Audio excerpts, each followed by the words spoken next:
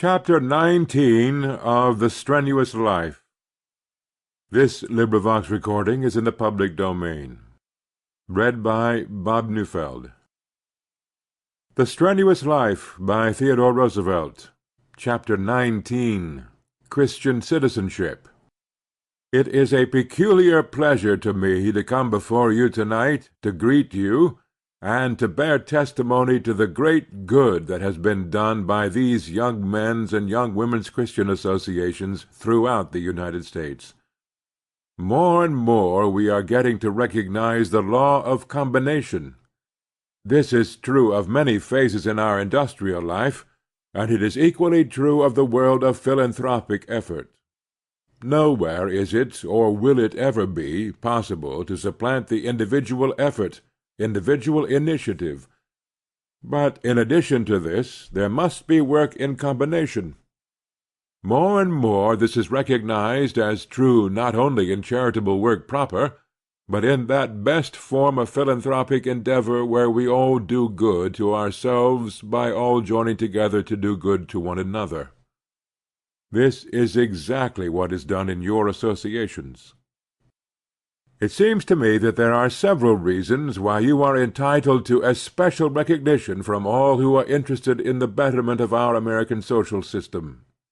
First and foremost, your organization recognizes the vital need of brotherhood, the most vital of all our needs here in this great republic. The existence of a young men's or young women's Christian association is certain proof that some people at least recognize in practical shape the identity of aspiration and interest, both in things material and in things higher, which with us must be widespread through the masses of our people if our national life is to attain full development. This spirit of brotherhood recognizes of necessity both the need of self-help and also the need of helping others in the only way which ever ultimately does great good, that is, of helping them to help themselves. Every man of us needs such help at some time or other, and each of us should be glad to stretch out his hand to a brother who stumbles. But while every man needs at times to be lifted up when he stumbles, no man can afford to let himself be carried, and it is worth no man's while to try thus to carry someone else. The man who lies down, who will not try to walk, has become a mere cumberer of the earth's surface. These associations of yours try to make men self-helpful, and to help them when they are self-helpful. They do not try merely to carry them, to benefit them for the moment at the cost of their future undoing.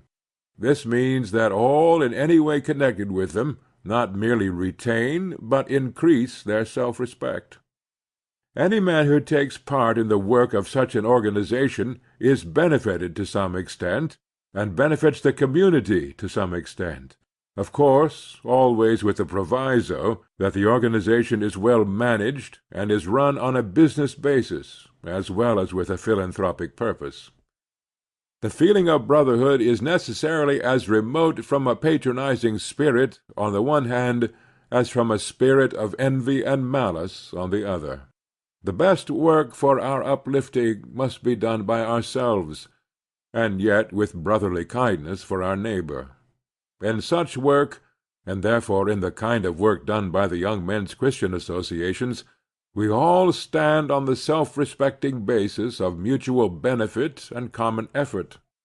All of us who take part in any such work, in whatever measure, both receive and confer benefits. This is true of the founder and giver, and it is no less true of every man who takes advantage of what the founder and giver have done. These bodies make us all realize how much we have in common, and how much we can do when we work in common. I doubt if it is possible to overestimate the good done by the mere fact of association with a common interest, and for a common end, and when the common interest is high, and the common end peculiarly worthy, the good done is of course many times increased. Besides developing this sense of brotherhood, the feeling which breeds respect both for oneself and for others your associations have a peculiar value in showing what can be done by acting in combination without the aid from the State. While on the one hand it has become evident that under the conditions of modern life we cannot allow an unlimited individualism which may work harm to the community, it is no less evident that the sphere of the State's action should be extended very cautiously, and so far as possible only where it will not crush out healthy individual initiative. Voluntary action by individuals in the form of associations of any kind for mutual betterment or mutual advantage often offers a way to avoid alike the dangers of State control and the dangers of excessive individualism. This is particularly true of efforts for that most important of all forms of betterment, moral betterment, the moral betterment which usually brings material betterment in its train. It is only in this way, by all of us working together in a spirit of brotherhood, by each doing his part for the betterment of himself and of others, that it is possible for us to solve the tremendous problems with which as a nation we are now confronted. Our industrial life has become so complex, its rate of movement so rapid, and the specialization and differentiation so intense, that we find ourselves face to face with conditions that were practically unknown in this nation half a century ago. The power of the forces of evil has been greatly increased, and it is necessary for our self-preservation that we should similarly strengthen the forces of good. We are all of us bound to work toward this end.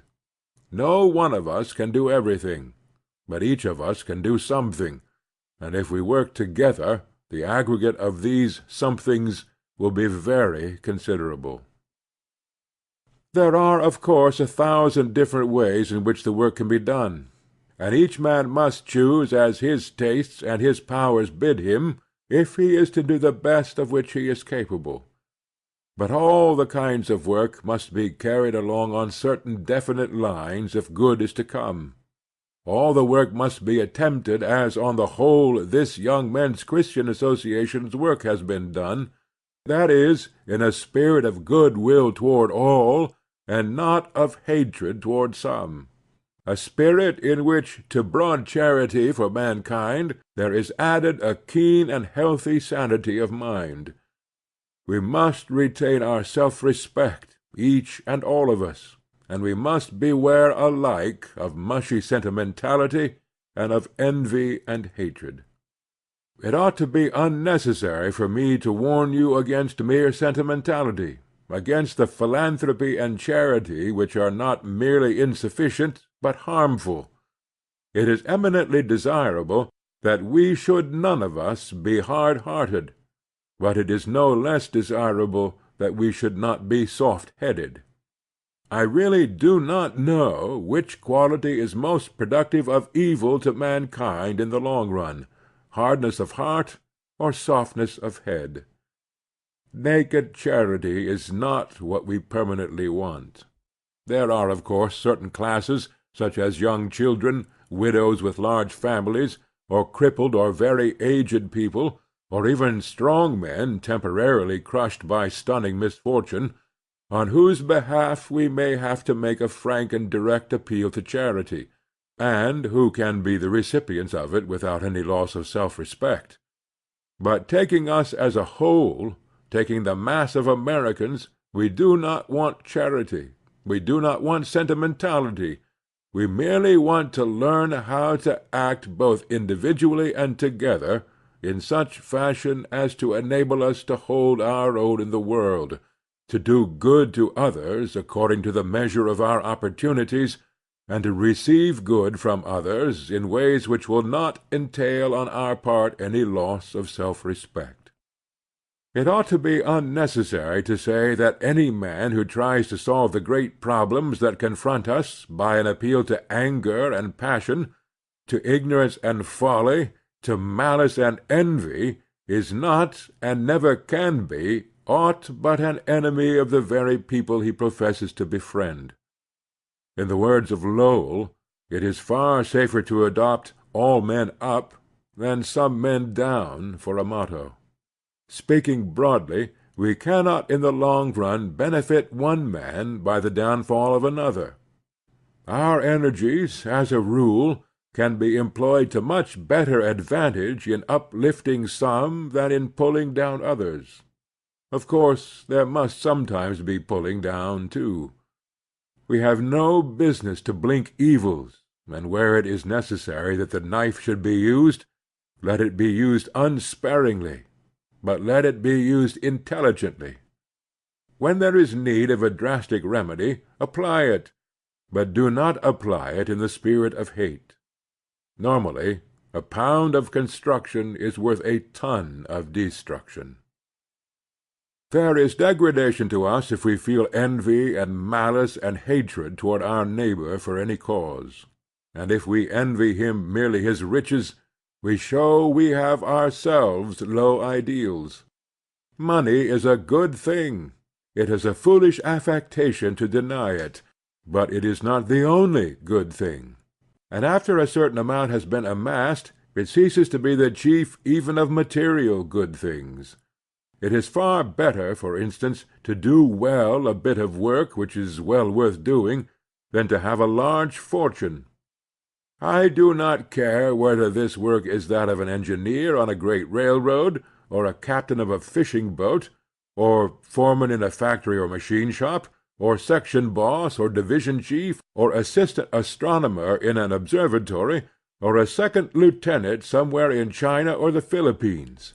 Each has an important piece of work to do, and if he is really interested in it and has the right stuff in him, he will be altogether too proud of what he is doing, and too intent on doing it well, to waste his time in envying others. From the days when the chosen people received the Decalogue to our own, envy and malice have been recognized as evils, and woe to those who appeal to them. To break the 10th commandment is no more moral now than it has been for the past 30 centuries. The vice of envy is not only a dangerous, but also a mean vice, for it is always a confession of inferiority. It may provoke conduct which will be fruitful of wrong-doing to others, and it must cause misery to the man who feels it. It will not be any the less fruitful of wrong and misery if, as is so often the case with evil motives, it adopts some high-sounding alias. The truth is that each one of us has in him certain passions and instincts which, if they gained the upper hand in his soul, would mean that the wild beast had come uppermost in him. Envy, malice, and hatred are such passions, and they are just as bad if directed against a class or group of men as if directed against an individual. What we need in our leaders and teachers is help in suppressing such feelings, help in arousing and directing the feelings that are their extreme opposites. Woe to us as a nation if we ever follow the lead of men who seek not to smother but to inflame the wild beast qualities of the human heart. In social and industrial no less than in political reform we can do healthy work fit for a free republic, fit for self-governing democracy, only by treading in the footsteps of Washington and Franklin and Adams and Patrick Henry, and not in the steps of Marat and Robespierre. So far, what I have had to say has dealt mainly with our relations to one another in what may be called the service of the state. But the basis of good citizenship is the home. A man must be a good son, husband, and father; a woman a good daughter, wife, and mother, first and foremost. There must be no shirking of duties in big things or in little things. The man who will not work hard for his wife and his little ones, the woman who shrinks from bearing and rearing many healthy children, these have no place among the men and women who are striving upward and onward. Of course, the family is the foundation of all things in the state. Sins against pure and healthy family life are those which of all others are sure in the end to be visited most heavily upon the nation in which they take place. We must beware, moreover, not merely of the great sins, but of the lesser ones, which when taken together cause such an appalling aggregate of misery and wrong. The drunkard, the lewd liver, the coward, the liar, the dishonest man, the man who is brutal to or neglectful of parents, wife, and children, of all of these the shrift should be short when we speak of decent citizenship. Every ounce of effort for good in your associations is part of the ceaseless war against the traits which produce such men. But in addition to condemning the grosser forms of evil, we must not forget to condemn also the evils of bad temper, lack of gentleness, nagging and whining fretfulness, lack of consideration for others, the evils of selfishness in all its myriad forms. Each man or woman must remember his or her duty to all around, and especially to those closest and nearest, and such remembrance is the best possible preparation for doing duty for the state as a whole. We ask that these associations, and the men and women who take part in them, practice the Christian doctrines which are preached from every true pulpit. The Decalogue and the Golden Rule must stand as the foundation of every successful effort to better either our social or our political life. Fear the Lord and walk in his ways, and love thy neighbor as thyself. When we practice these two precepts, the reign of social and civic righteousness will be close at hand. Christianity teaches not only that each of us must live as to save his own soul, but that each must also strive to do his whole duty by his neighbor. We cannot live up to these teachings as we should, for in the presence of infinite might and infinite wisdom, the strength of the strongest man is but weakness, and the keenest of mortal eyes see but dimly. But each of us can at least strive, as light and strength are given him, toward the ideal. Effort along any one line will not suffice. We must not only be good, but strong. We must not only be high-minded, but brave-hearted. We must think loftily, and we also must work hard. It is not written in the Holy Book that we must merely be harmless as doves. It is also written that we must be wise as serpents. Craft unaccompanied by conscience makes the crafty man a social wild beast, who preys on the community and must be hunted out of it. Gentleness and sweetness, unbacked by strength and high resolve, are almost impotent for good. The true Christian is the true citizen, lofty of purpose, resolute in endeavor, ready for a hero's deeds, but never looking down on his task because it is cast in the day of small things, scornful of baseness, awake to his own duties as well as to his rights, following the higher law with reverence, and in this world doing all that in him lies, so that when death comes he may feel that mankind is in some degree better because he has lived. End of chapter 19. End of the Strenuous Life, by Theodore Roosevelt.